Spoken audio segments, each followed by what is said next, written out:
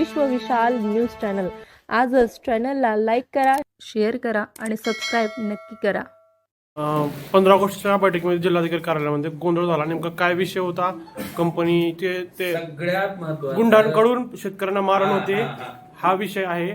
खरंच आता बरं झालं तुमच्या माहितीसाठी मी एवढं सांगतो की वाशीला जेव्हा शेतकऱ्याचं आंदोलन झालं तेव्हा मी वाशीच्या शेतकऱ्याकडे गेलो, त्यांचं उपोषण सोडायला लावलं आणि तिथं कंपनीच्या लोकांना स्पष्ट सांगितलं की तुम्ही 2 दिवसात यांचे काय पैसे आहेत ते त्यांचे देऊन टाका, त्यांचं समाधान करा.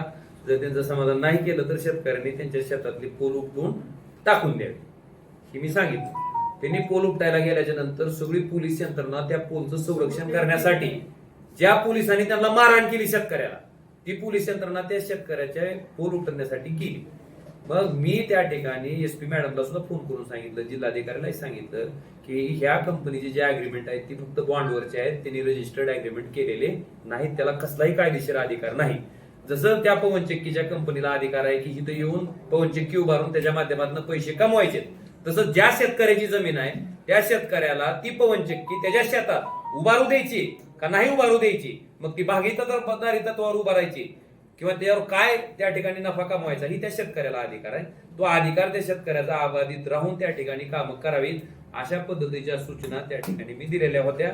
आणि आजपर्यंत मी तुम्हाला सांगतो की जी बाजू आहे शेतकऱ्याची ती अजून आपल्या जिल्ह्यातला मला एखादा प्रतिनिधी दाखवा की ह्याच्या बाबतीत बोल. मी वाशीच्या ह्याच्यात गेलो, त्याच्यानंतर हिथं उपोषण केल्याच्या नंतर कैलासदादा गेले, त्यांनी उपोषण सोडवलं. त्यांनी काय मागणी केली की कंपनीमध्ये शेतकऱ्यामध्ये जी काय अग्रीमेंटच्या कॉप्या झाल्या ती द्या. अजून हो अजून बी दिल्या नाहीत. त्यांनी काल जे गोंधळ झाला त्यामध्ये आरोप असा केला की तुमच्या मामाची कंपनी आहे. त्या पवनचक्की कंपनीकडून खंडणीचा गुन्हा दाखल झाला आहे. त्या माणसाबद्दल तुम्ही का प्रश्न विचारता? मला प्रश्न विचारावे, कुणाबद्दल विचारावे? आणि मी काय म्हणलं की तुला त्या पवनचक्की कंपनीचा एवढा पुळका येत असेल तर तुझ्या शेतात घेऊन जाऊन तुझ्या सगळ्याची पवनचक्की उभार म्हटलं. मी कुठं काय म्हणलं का त्याला? माझं काय देत वाद आहे? पण शेतकऱ्याची जी मागणी आहे ती मी मांडली आणि मी शेतकऱ्याच्याच बाजून आहे. शेतकऱ्यासाठीच मी म्हणलं की काल पालकमंत्री महोदयांनी त्या स्थगिती दिली ना की जोपर्यंत शेतकऱ्याचा विषय त्या ठिकाणी संपत नाही तोपर्यंत पवनचक्की कंपन्याला त्या ठिकाणी परवानगी द्यायची नाही म्हणून सांगितलं. शेतकरी मागतच काय? त्यांच्या अग्रीमेंटची कॉपी, स्वतःच्या अग्रीमेंटची कॉपी त्यांना मिळत नाही म्हणजे ह्यापेक्षा दुर्दैव काय? अरे माझी कॉन्ट्रोवर्सी असते, मला जर कुणाचा फायदा करून द्यायचा असता तर मी म्हणलं असतं ना करा म्हणून. कॉन्ट्रोवर्सी काय आहे? तुमची जमीन आहे, नाही पत्रकार महोदय, तुमची जमीन आहे आणि तुमच्या शेजाऱ्याला 2 लाख रुपये दिले आणि तुम्हाला 2000 रुपये दिले, तुम्ही देता का? देता का तुम्ही? का देत ना 2000? का तर शेजाऱ्याला 2 लाख मिळाले. मग हे अधिकार तुमचा नाही का? मग ह्या अधिकारासाठी आवाज उठवणं, ह्या अधिकारासाठी भांडणं ही कॉन्ट्रोवर्सी आहे का? काय बोलतात दादा शेतकरी मागतात, शेतकरी मागायला लागलेत पैसे, पण गुंडगिरी होते आणि शेतकऱ्यांना गुंडगिरी होते. तर मी सांगितलं ना इथं पुण्याचे गुंड येऊन काय करायला लागले ही सांगितलं ना. आणि तिथं उदाहरण सांगितलं ना, ज्या गुंडांनी त्या गाड्या फोडल्या त्याच्यावर सुद्धा गुन्हा सुद्धा प्रशासन पोलिसांनी दाखल केला नाही. महसूल प्रशासन तुमची गाडी फोडली, महसूल प्रशासन कोणची करायला संरक्षण देत आहे का? ही स्वतः पालकमंत्री महोदयांनी सांगितले, मी नाही सांगितलं. त्या दिवशीची बैठक झाल्याच्या नंतर जी काही वस्तुस्थिती समोर आली त्या बैठकीत स्वतः पालकमंत्री महोदयांनी सांगितलंय की पोलीस प्रशासन, आपलं प्रशासन ही कुणाला पाठिंबा देत आहे? त्या कंपनीवाल्या. काही ठिकाणी शेतकऱ्यांनी आंदोलनं केली, एका ठिकाणी आपण खासदार साहेब आपण गेलात आंदोलन सोडवलं, दुसऱ्या ठिकाणी आपण गेलात आंदोलन सोडवलं. मात्र शेतकऱ्यांना जी आश्वासनं दिली होती त्यावेळेस त्याचं पालन झालं नाही. तर आता पुढचा काय टप्पा असणार आहे किंवा शेतकऱ्यांनी कुणाकडे जावं आता? आपण साहेब मी शेतकऱ्याला स्पष्ट सांगितलं की ती पवनचक्की जशी एका मालकाची आहे तशी खालची जमीन कुणाची आहे? तुमच्या मालकीची आहे. तुमच्या मालकीच्या जमिनीत त्याचा खांब ठेवायचा का नाही तुमचा अधिकार आहे. त्यानं जर तुमचं समाधान करीत नसेल तर ती खांब उचलायचा आणि फेकून. आणि तुम्ही म्हणता खांब उचलून फेकून द्या, तर ते शेतकऱ्यांवर जे गुन्हे दाखल होणार त्याला जबाबदार कोण राहणार आहे? पुन्हा काय संबंध आहे शेतकऱ्यावर गुन्हे कशी दाखल होते? बघू बरं, कर म्हणावं बरं गुन्हा दाखल. प्रोटेक्शन जमीन माझी, माझ्या जमिनीतून तुमचा खांब तुम्ही रावलाय आणि माझ्या जमिनीवर अतिक्रमण केलं म्हणून तुमचा खांब जर मी काढून टाकला तर माझ्यावर कसा गुन्हा? पोलीस प्रोटेक्शन जिल्ह्यात घेऊन कंपन्या काम करतात. तुम्ही एकीकडे बोलतात दुसरीकडे दुसरं प्रकरण होतं. शेतकऱ्यांनी तेच केलं, काम करू दिलं नाही तर शेतकऱ्यांना शेतामध्ये मारहाण झाली. मग त्याचा जबाबदार कोण आहे? शेतकऱ्यांना मारहाण झाल्यानंतर गुन्हा दाखल झाला नाही अजून. मारहाण झाल्याच्या नंतर मी एसपी मॅडमला ती व्हिडिओ पाठवला होता, त्यांना मी स्पष्ट शब्दात सांगितलं होतं आणि आजही सांगतो तुम्हाला की मी काल शेतकऱ्यांना सांगितलं की बाबा तिथं एक अधिकारी म्हणला की हा जो आहे तो शेतकरी आणि प्रायव्हेट कंपनी मधला विषय आहे, त्याच्यामुळं सरकारनं का बोलवलंय अशा पद्धतीचा त्याचा उल्लेख होता. तर मी जिल्हाधिकारी महोदयाला आणि पोलीस प्रशासनाला इतकीच विनंती केली की ते म्हणतात ते अगदी बरोबर आहे, हा जो आहे तो खासगी शेतकरी आणि त्या कंपनी मधला विषय आहे. तर तुम्ही काय करा की त्या शेतकऱ्याला वाटलं की मला ही भाव मान्य नाही, मी ती त्याचा खांब उपसणार फेकून देणार, त्याला काय कोण मग कसं करू शकतोय दाखल? सांगितलं मी शेतकऱ्याला सांगितलं करा. आज आरोप केलेला आहे त्यांनी खंडणीचा गुन्हा माझ्यावरती दाखल केलेला आहे, बरोबर का? सर्वप्रथम मी आपल्या मार्फत खासदार महोदयांना सांगू इच्छितो की आपण जो केलेला माझ्यावरती आरोप आहे तो आरोप तुम्ही आधी मला सिद्ध करून दाखवायचा, अन्यथा मी आपल्यावरती मानहानीचा दावा दाखल करणार आहे. आणि आपण आम्हाला मी बघितली त्यांची प्रेस कॉन्फरन्स, त्यामध्ये त्यांनी स्पष्ट सांगितलं की त्याच्यावरती खंडणीचा गुन्हा दाखल केलेला आहे.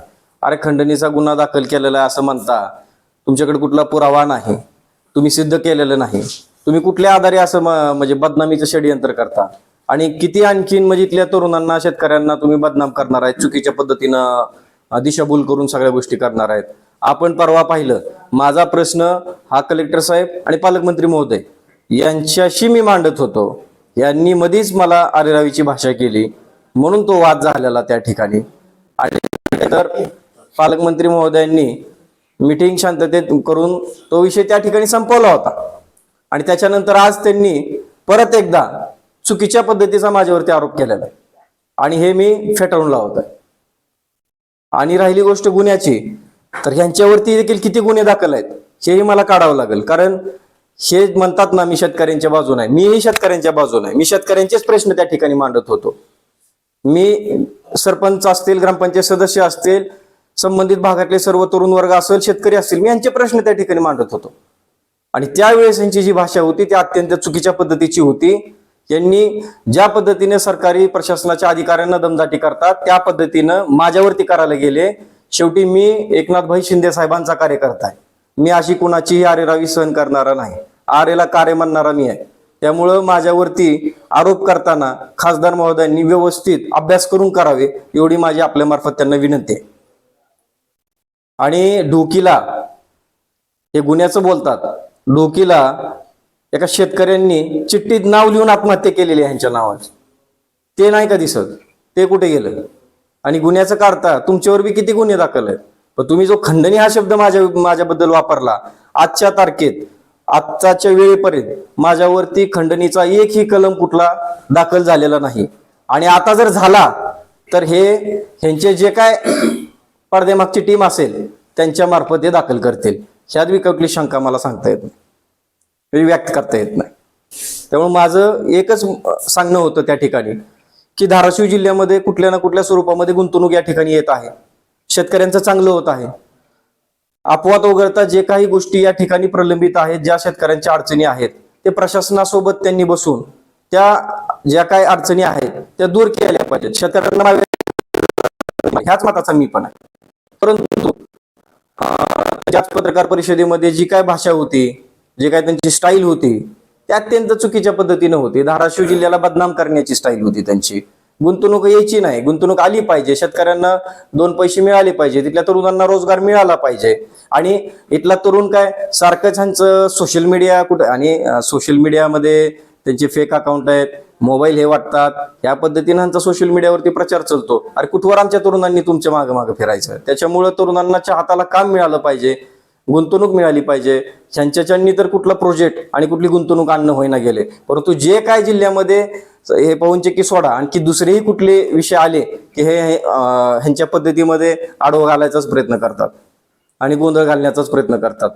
त्याच्यामुळं त्यांनी अभ्यासपूर्वक बोलावं, अभ्यास करून बोलावं, ही मी आपल्या मार्फत त्यांना एक सांगत आहे. आणि इलेक्ट्रिकल ऍक्ट असेल, टेलिग्राम ऍक्ट असेल, ह्याचा देखील त्यांनी अभ्यास करावा आणि मग त्यांनी त्यांचं म्हणणं मांडावं. गोरगरीब शेतकऱ्यांवरती त्यांना भरकटून त्यांना कुठेतरी चुकीच्या पद्धतीने गुन्हेगारी प्रवृत्तीकडे त्यांनी वळवू नये.